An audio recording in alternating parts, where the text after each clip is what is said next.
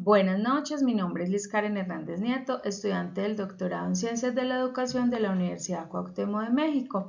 En esta presentación se tratará sobre el concepto de aprendizaje, tipos y teorías del aprendizaje y cómo influye en las prácticas educativas, así como la investigación. Iniciemos. El aprendizaje es la construcción y modificación de habilidades, creencias, valores y conductas que son perdurables y que se evidencian a través de los resultados de la práctica. Basaremos estos planteamientos principalmente del autor del Shaw y así como la relación que tiene el aprendizaje desde una postura epistemológica con el racionalismo y el empirismo, así como las teorías psicológicas que es el conductismo, el cognitivismo y el socioconstructivismo para darle como respuesta a las causas de este aprendizaje en función de unos estímulos, de la intervención del medio, de las estructuras o etapas de desarrollo. Entonces, iniciemos con la definición de aprendizaje.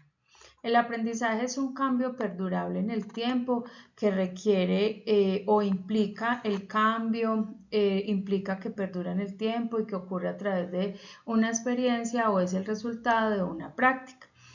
Permite construir y modificar nuestras habilidades, creencias, valores, conductas y es muy importante para la enseñanza porque se da ese aprendizaje en las interacciones con los maestros, con los mismos estudiantes, con el entorno, para influenciar así en el logro o en el cumplimiento de los propósitos educativos. Se dice que el aprendizaje es inferencial porque se evidencia a través de las observaciones y las prácticas o los resultados. ¿Qué tipos de aprendizaje existen?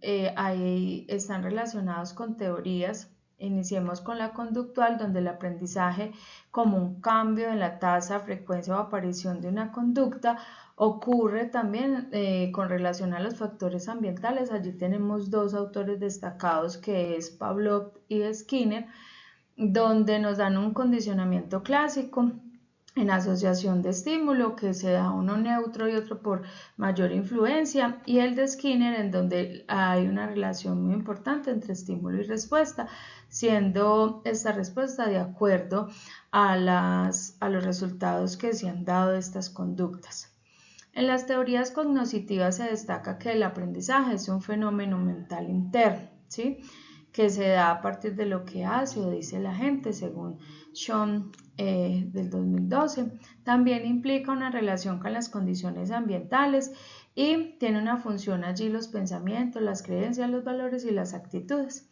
Allí encontramos tres tipos de aprendizajes principalmente: el significativo de Ausubel, el por descubrimiento de Brunner y el de Piaget, donde se basa principalmente en las etapas de desarrollo donde el ser humano tiene unas características o desarrolla cierto tipo de actividades o pensamientos mentales de acuerdo a la edad. En las teorías socioconstructivistas encontramos a Vygotsky, que él plantea que el aprendizaje o el conocimiento se desarrolla en relación en la interacción con otros y luego pasa a un plano individual. Su postulado principalmente es sobre la zona de desarrollo próximo. Ya referente a la práctica educativa se identifican dos tipos de aprendizaje, que el primero va hacia lo mecánico y memorístico, donde no necesariamente hay una vinculación significativa ni aplicabilidad al contexto, y el aprendizaje significativo, por el contrario, donde se le da relevancia a la conexión entre los conocimientos previos y los nuevos y su relación con las necesidades del contexto, sus intereses, las problemáticas contextuales. Ahora hablemos acerca de qué son las teorías de aprendizaje. Son unos constructos, son unas guías, unas explicaciones sistemáticas que surgen de la investigación sobre cómo ocurre ese aprendizaje, ¿cierto? Sus implicaciones, relaciones, teorías, aspectos que requieren para responder a cómo se da la adquisición de ese conocimiento. Es como ya lo dije, hay unos supuestos, unos principios, unos modelos que nos orientan acerca de ello. Especialmente se inició con el racionalismo desde una parte epistemológica, luego se pasó a un empirismo donde la experiencia era la principal fuente de conocimiento, luego se pasan a otro tipo pues de como de escuelas, ¿cierto? Donde está el funcionalismo, bueno. ¿Qué propósito tienen estas teorías? Es intervenir en los procesos de enseñanza, mejorar la calidad, de que ese aprendizaje se dé de una manera más significativa, que se consoliden esos resultados, se construyan nuevas teorías a partir de los vacíos que se encuentran en las diferentes investigaciones. Y hay una relación muy cercana entre psicología, práctica e investigación, todo con el fin de que se dé un desarrollo integral en los seres humanos. ¿Qué importancia tiene ese aprendizaje para la práctica educativa? Y es que permite organizar el material de estudio de acuerdo a un contexto, a unos estilos, a unos ritmos de aprendizaje, permite mejorar esa enseñanza porque pues se promueve un aprendizaje de acuerdo a las necesidades del estudiante, se estructuran procesos educativos de acuerdo a la didáctica, a las estrategias, a las necesidades de ese estudiante para generar pues un aprendizaje y un desarrollo integral. Además de interpretar y conducir esos problemas educativos, porque cada estudiante es un mundo diferente y tiene unas características diferenciales y no todo el aprendizaje se da de una manera similar. Además de vincular la autorregulación, la motivación y la resolución de problemas, sean del contexto, sean de la vida cotidiana, sean en los diferentes espacios educativos, y además los estudiantes progresan mediante unas etapas o fases de desarrollo desde el plano cognitivo, personal, profesional, como lo plantea Sean.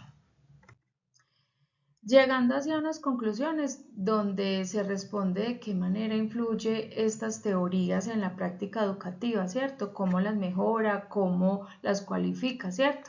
Entonces estas teorías permiten al docente planear su práctica de acuerdo a las características, a la construcción del aprendizaje, a cómo se dan esos estilos, esos ritmos, esas condiciones que tienen para llegar a un propósito educativo que esté relacionado con la realidad contextual. El diseño de esas estrategias pues tienen en cuenta responder a los parámetros inclusivos, motivadores hacia la autonomía, hacia la transformación de su contexto, hacia un desarrollo integral del estudiante y no solo a una transmisión memorística, ¿cierto? Como dije anteriormente, la vinculación entre la investigación y la práctica es súper importante porque refleja esa calidad, refleja que hay problemáticas que se deben solucionar, todo con el fin de que integrar intereses, expectativas, necesidades de los estudiantes y que ellos se puedan desenvolver y transformar en ese contexto inmediato donde ellos están. Muchas gracias.